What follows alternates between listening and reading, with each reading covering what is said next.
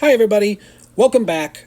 Today we're going to be talking about geometric series, and it might help you to think about the work we do today in comparison with the work that we've done previously on arithmetic series. So let's just dive in, and as is typical when we deal with series, first we deal with sequences, that's like a list of numbers, and then we add them up and that becomes a series. So let's just dive into the basic idea here. I want to start by looking at an example. The series as follows. So we're going to have the first term as 5, and then 20, and then 80, then 320, 1,280, and then etc.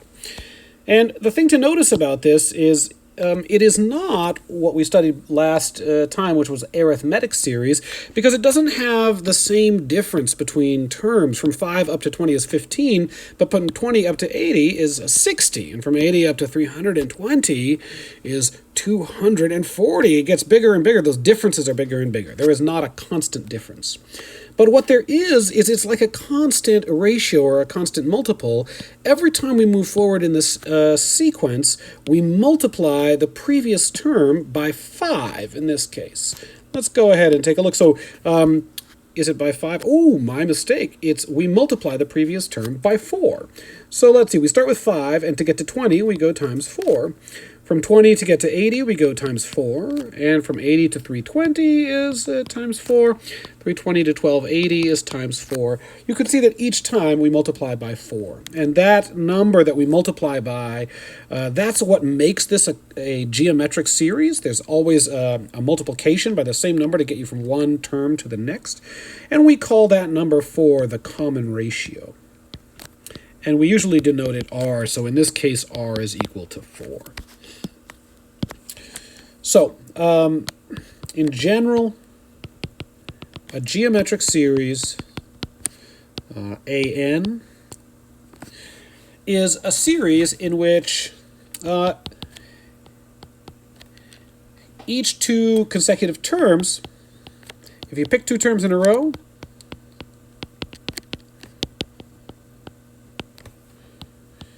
then they need to have a common ratio. And in a geometric series, that common ratio has got to always be the same. It's equal to some number r for that series or that sequence. Common ratio. Now, I suppose since we're talking right now only about the list of numbers, I'm not going to call that a series. I'm going to call it a sequence. And they'll become a series when we put pluses in between them. Here we go.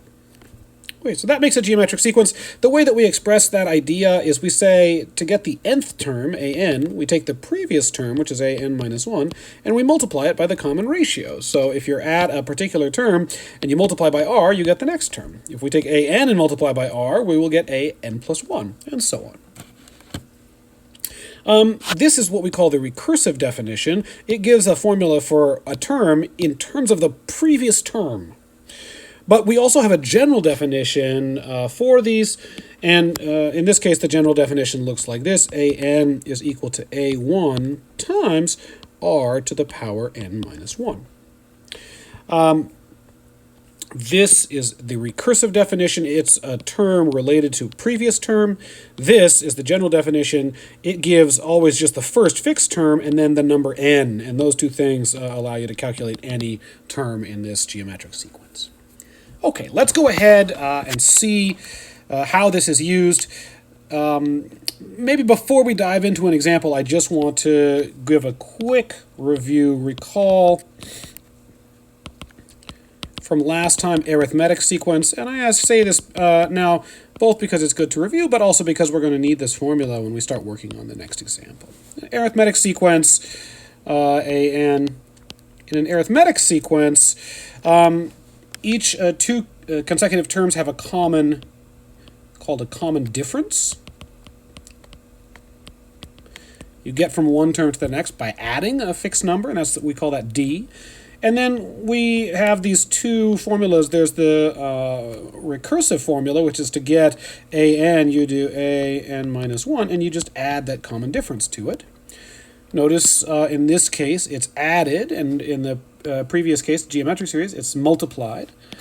And then, similarly, there's a general version, which is A1 times, plus D times n minus 1. And so these two formulas, general formulas, are for geometric and arithmetic sequences, respectively. And when we want to write down a general formula for a geometric series or an arithmetic series, these are the ones that we would use, arithmetic and geometric. Okay, let's go ahead and take a look. Example 24.2. Determine if the sequence is a geometric or an arithmetic sequence, or neither, or both. If it is a geometric or an arithmetic sequence, then find the general formula, and it's for that purpose that we're going to use those two formulas we just looked at. So let's go ahead and take a look at part A. This sequence is 3, 6, 12, 24, 48. We need to determine whether it's arithmetic or geometric. And for arithmetic, we look at the common differences. From 3 up to 6 is a distance of 3. From 6 to 12 is 6. From 12 to 24 is 12. The differences keep getting bigger, and because of that, it's not arithmetic. But you may have seen already that to get from one term to the next, we do the same operation. We always multiply by a fixed number, and that is we multiply by 2. So 3, if we multiply by 2, we get that 6. 6, if we multiply by 2, we get the 12. 12, if we multiply by 2, we get 24. 24 times 2 is our 48, and so on. So let's go ahead and get this. This tells me that this must be a geometric sequence. So part A, it's a geometric sequence, and to write down the formula for a geometric sequence, to find the general formula, we need to know two things.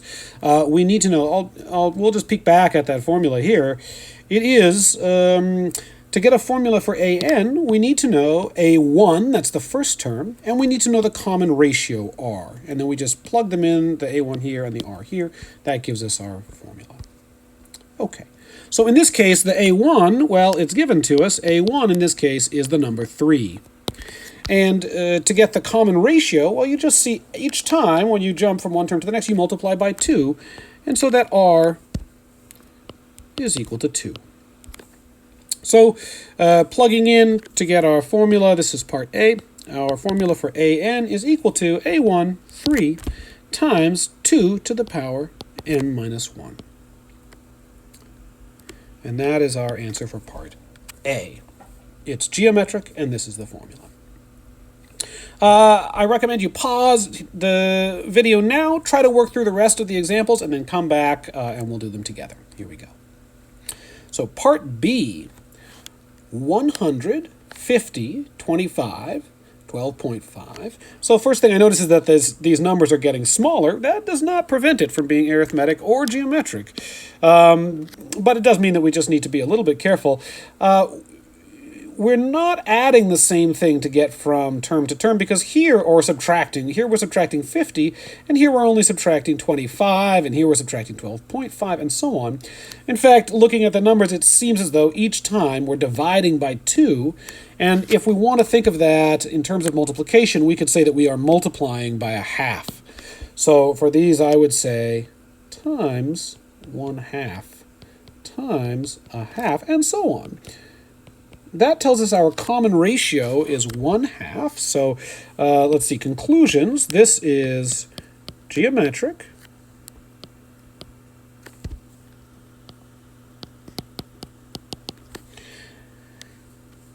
A1 was equal to 100, and R, the common ratio, was equal to a half. There's our A1. Yes, we determined it was a half. So here is our answer to part B. It's geometric, and the general formula is AN is equal to 100 times 1/2 to the power n minus 1. That's our part B. Okay, let's go ahead and take a look at C. All right. C, just looking at the numbers here, 700 minus 70, positive 7, negative 0.7, positive 0.07, and so on. what strikes me as I look at this, so you may have to do a little playing around to see patterns here, but what strikes me is that each time we jump forward, it looks like we're dividing by 10, and since it changes between minus and plus, we must be dividing by negative 10. So that's my guess, is that our common ratio is negative 1/10, negative 1 over 10. 700, if we multiply it by negative 1 over 10, the 1/10 times the 700 gets from 700 to 70, and the negative makes it negative, gives you negative 70. If we multiply by negative 1 over 10 again, dividing by 10 will bring that 70 down to just 7, and the negative will cancel with this negative and make it a positive. It looks good. If we continue again, 7 times negative 1/10 should give us negative, and then 0.7. And then dividing by negative 1/10 again changes it back to positive and gives us another decimal, 0.07. So my conclusion is that this is geometric. Our A1 was 700, and our R is negative 1 over 10. So this is part C. What is our AN? It is 700 times negative 1 over 10 to the n minus 1. Okay, that's our general formula, and this was geometric. Let's take a look at D. In part D, let's see, here we have 2, 4, 16, 256. Well, first of all, it's getting bigger. It's not arithmetic, that is, we're not adding the same amount, because from here to here is 2, but from here to here, 4 up to 16 is 12, so it's not arithmetic. Is it geometric? These numbers all kind of look like powers of 2, so that seems hopeful. 2 times 2 gets you 4. Let's go ahead and record the common ratios. So when we go from 2 to 4, we multiply by 2.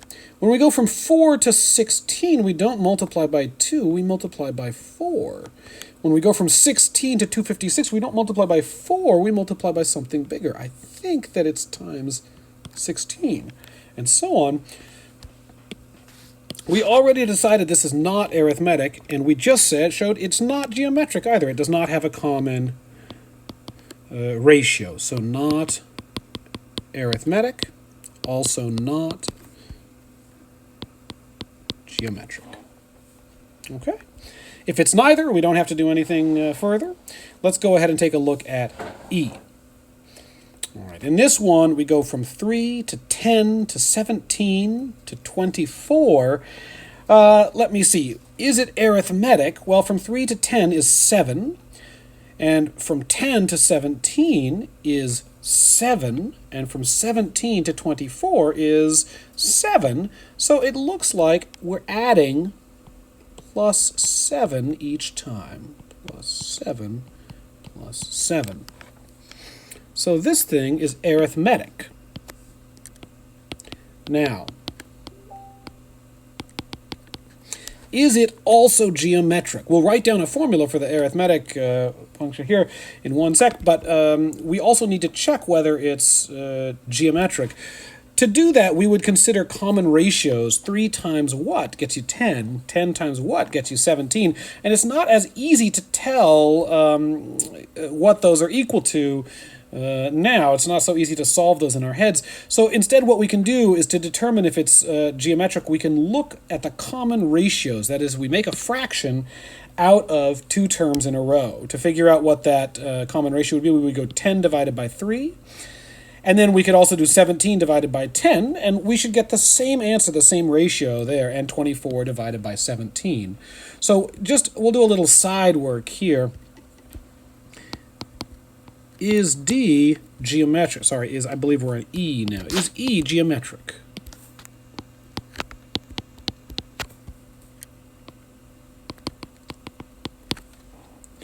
Well, the numbers were 3, 10, 17, 24. And what we do is we look at common ratios. So the common ratio of the 3 and the 10 is 10. I'm sorry, the ratio of the 3 and the 10 is 10 over 3. The ratio of the 10 and the 17 is 17 over 10. And the ratio of the 17 to 24 is 24 over 17. And if you, first, it may be obvious to you that these fractions are not equal, but of course fractions can have different numerators and denominators and still be equal. If you could cancel something out of them, you see that you can't cancel anything out of this, so we can't reduce this and make it look like this one. You could also convert them to decimals. This one is 3.33 ... as 17 over 10 is equal to 1.7, and these things are not equal. So it's not geometric. Okay, so what have we concluded so far? We've concluded that this one, part E, is arithmetic, and it's not geometric. Let's write down a formula for it using the formula for arithmetic series. And for an arithmetic series, you need to know two things. You need to know the first member, which is 3. The first term is 3. And you need to know the common difference, D. And here, each time we add 7 to go to the next number. So 7. Putting those together, I'll put my answer down here. This is E. Our general formula is AN is equal to A1, which is 3, plus D, which is 7, times n minus 1. Now, we could simplify that by getting rid of the parentheses and grouping things together, but I think it's simple enough. We're just going to leave it right there. That's our answer for part E. Now, part F. This is the one that just repeats -3, -3, -3, -3, -3. For part F, let's consider it carefully. It seems so easy that I think we just need to be a little careful. I am suspicious because it's so easy looking. So we're just going to carefully consider the questions as posed to us above, which are, is it geometric? Is it arithmetic? And if so, give formulas for them. So let's start with, is it geometric? You maybe think it's silly to think that it's geometric, but the question is, can it fit into that definition of geometric series? And the question is, what is it if we look at common ratios? So for example, if we take this term over this one, -3 over -3, that's equal to 1. That's the same as if we take this term over this one, -3 over -3, so it gets you to 1. And in fact, any two terms in a row, if we look at the common ratio, we get a common ratio of 1. So the answer is yes, it's geometric.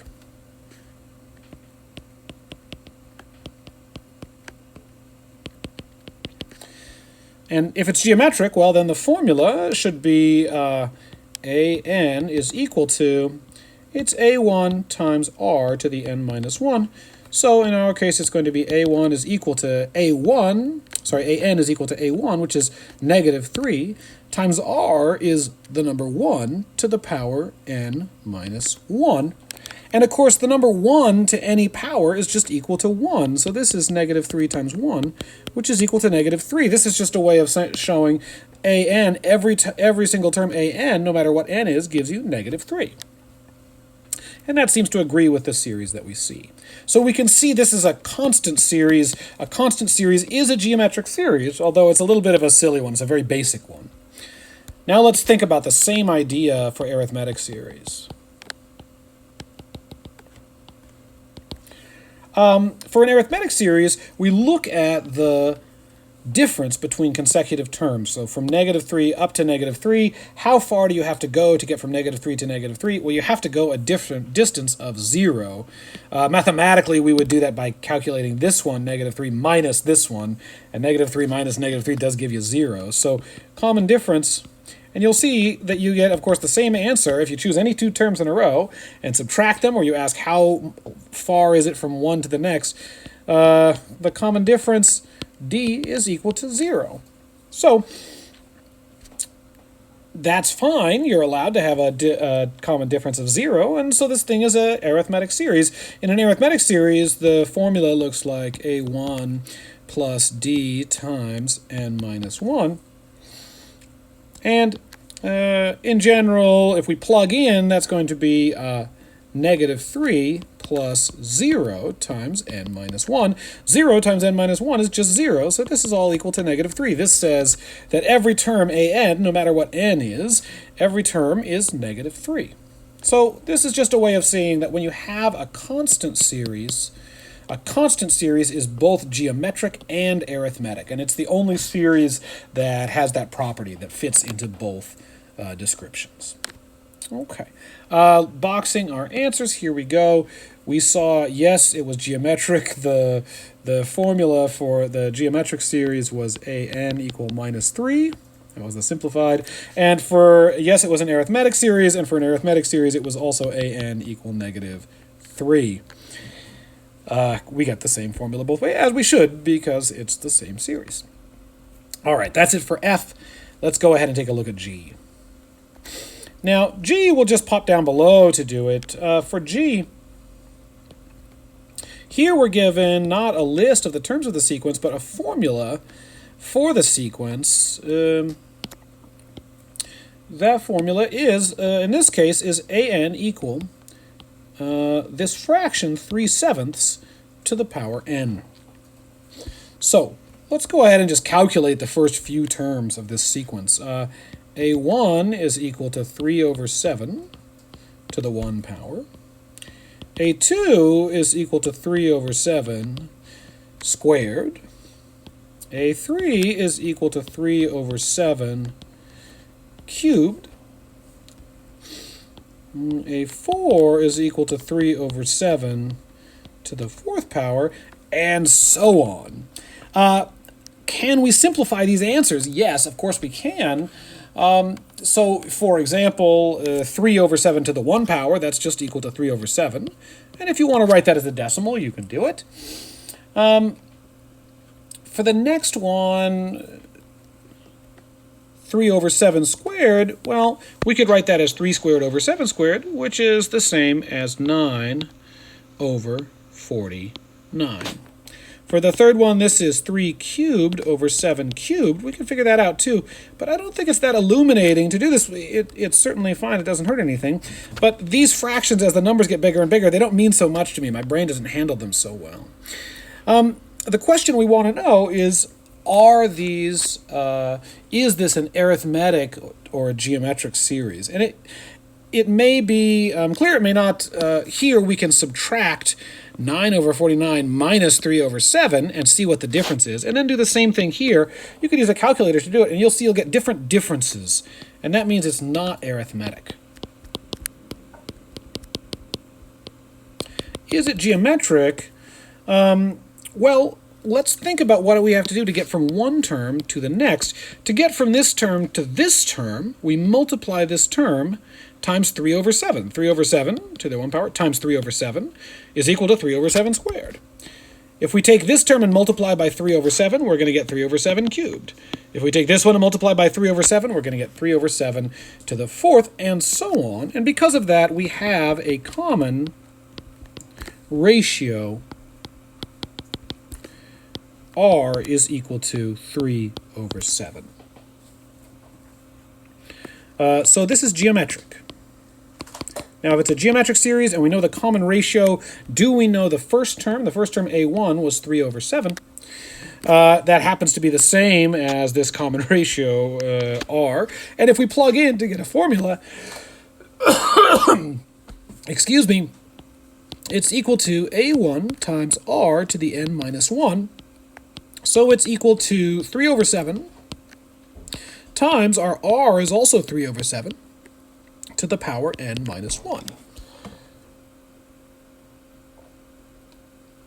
Now, can this be simplified at all? It can. Here we have a number 3/7, and then we have that same number 3/7 raised to a power. If it helps you, you can think about that first 3/7 as being to the power 1. The second 3/7 is to the power n minus 1, and you notice they have the same number being raised to the power, the same base, as we say.